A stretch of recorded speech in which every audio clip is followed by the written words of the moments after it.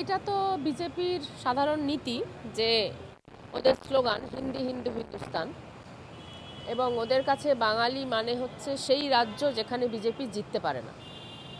ওদের কাছে তামিল মানে সেই রাজ্য যেখানে বিজেপি জিততে পারে না। ফলত বাঙালিদের ওপর ওদের ক্রোধ একটা ঐতিহাসিক কারণে আর একটা বর্তমান রাজনৈতিক কারণে।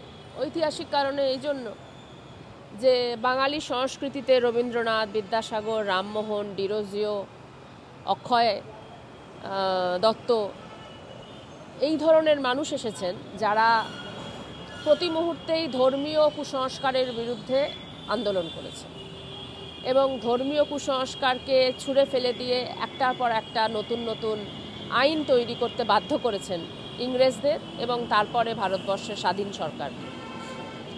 মহিলাদের যাকে বলে স্বাধীনতা, বিধবা বিবাহ, মেয়েদের লেখাপড়া থেকে শুরু করে অন্যান্য যে নানা ধরনের ধর্মীয় কুসংস্কার যার ওপরে বিজেপি বেঁচে থাকে, আরএসএস বেঁচে থাকে, সেইটাকে প্রশ্ন ছুড়ে দিয়েছিল বাঙালি বুদ্ধিজীবীরা, বাঙালি সংস্কৃতি।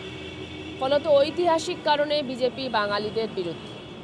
আর বর্তমানে দেখা যাচ্ছে সেটা হচ্ছে বাংলায় বিজেপি কিছুতেই জিততে পারছে না এবং তারা এটা মনে করেন সেটা হচ্ছে বাংলা নাকি বাংলাদেশ, বাংলা নাকি বাংলাদেশ হয়ে গেছে, পশ্চিমবাংলা বাংলাদেশ হয়ে গেছে।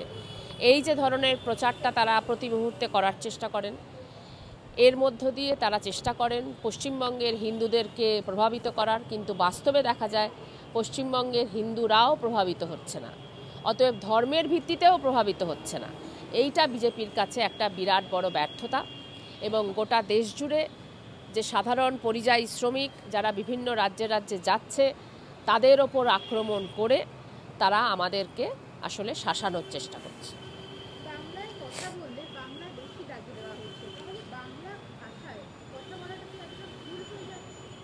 দেখো, ভারতবর্ষে শুধু নয় গোটা পৃথিবীতে বাংলা ভাষা একটা আন্তর্জাতিক ভাষা। একটা দেশ বাংলা ভাষা গোটা পৃথিবীর যে বিভিন্ন ভাষা তার মধ্যে যাকে বলে প্রথম সারির মধ্যে একটি ভাষা।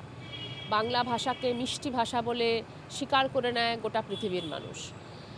জনগণ মনকে গোটা পৃথিবীতে এমনকি কিছুদিন আগেই আন্তর্জাতিক স্তরে একটা শ্রেষ্ঠ জাতীয় সঙ্গীত হিসেবে এবং সোনার বাংলাকেও জাতীয় সঙ্গীত হিসেবে, শ্রেষ্ঠ জাতীয় সঙ্গীত হিসেবে গণ্য করা হয়েছে, অন্যতম শ্রেষ্ঠ জাতীয় সঙ্গীত। ফলত বাংলা ভাষা বলতে কে বারণ করবে? বরাক উপত্যকায় যখন এই ধরনের কাজ কংগ্রেস করার চেষ্টা করেছিল, তারা বলার চেষ্টা করেছিল সেটা হচ্ছে যে অহমিয়া ভাষাটাই একমাত্র অফিসিয়াল বা সরকারি ভাষা। সেটা কিন্তু বাস্তবত ধোপে টেকেনি।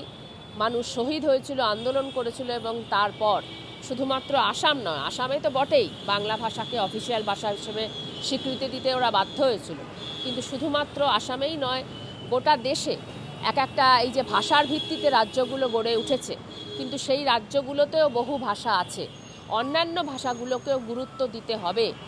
এই যে জয়, এই যে স্বীকৃতি, এটা কিন্তু বরাক উপত্যকা ওই শিলচরের যে ভাষা শহীদ, সেই ভাষা শহীদদের প্রাণের বিনিময়ে কিন্তু গোটা দেশে এই যাকে বলে স্বীকৃতি আমরা আদায় করেছি যে ভাষার ভিত্তিতে রাজ্য হলেও সেই সমস্ত রাজ্যগুলোতে যে অন্যান্য ভাষাগুলো আছে তাকেও আমাদের স্বীকৃতি দিতে হবে। মানে খুব খারাপ ভাষায় বললে ভৃত্য। তারা মনে করে ভারত গোটা রাষ্ট্রটা, আদালতটা তাদের পার্টির নরেন্দ্র মোদীর ভৃত্য।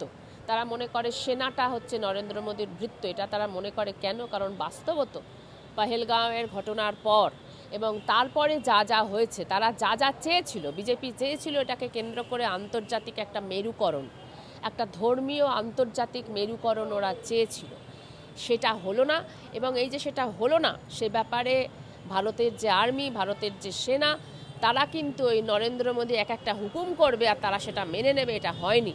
বাস্তবত যে তারা যে বিবৃতিগুলো দিয়েছে, যখন পাকিস্তানের পক্ষ থেকে এটা জানানো হয়েছিল, সেটা হচ্ছে যে ভারতবর্ষের, শুধু পাকিস্তান নয় গোটা পৃথিবীর বিভিন্ন যাকে বলে মিডিয়া, বিভিন্ন রাষ্ট্রনায়ক, রাজনৈতিক ব্যক্তিত্ব, ফ্রান্স হোক, আমেরিকা হোক, ব্রিটেন হোক, তারা এমনকি ভারতবর্ষের মধ্যেও যখন জানিয়েছিল যে ভারতবর্ষের আর্মিরও বেশ কিছু ক্ষয়ক্ষতি হয়েছে, কিছু রাফায়েল ধ্বংস হয়েছে, কিছু এয়ারক্রাফট ধ্বংস হয়েছে, মোদি হয়তো চেয়েছিল যে ভারতের আর্মি একেবারে সেটাকে উড়িয়ে দেবে, বলবে যে না মোদি যা বলছে সেটাই ঠিক, কিন্তু ভারতের আর্মি সেটা করেনি।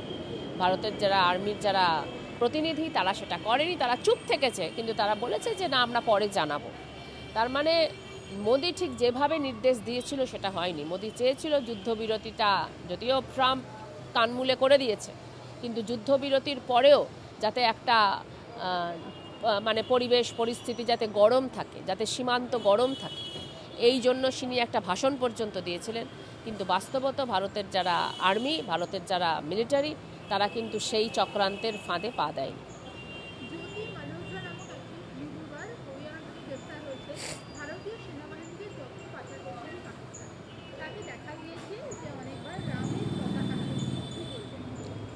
আমরা যেটা বলবো সেটা হচ্ছে যে পেহেলগাঁওয়ের যে ঘটনাটা হলো, কেন হলো সেই তদন্তটা আমরা কবে জানতে পারবো? যুদ্ধবিরতি তো হয়ে গেছে, এবার তো ভারতের জনগণের এই জানার অধিকার আছে যে পেহেলগাঁওর ঘটনাটা কোন চক্রান্তের ফলে হলো, কেন সেখানে আর্মি ছিল না, কেন সেখানে সিকিউরিটি ছিল না, কেন সেখানে 1 ঘন্টা ধরে এই সমস্ত কিছু হয়ে গেল এবং তারা চলে গেলেন।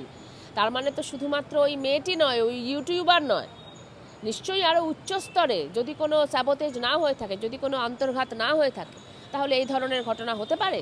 সেই তদন্তটা কবে হবে, তার জন্য নেশন ওয়ান্টস টু নো।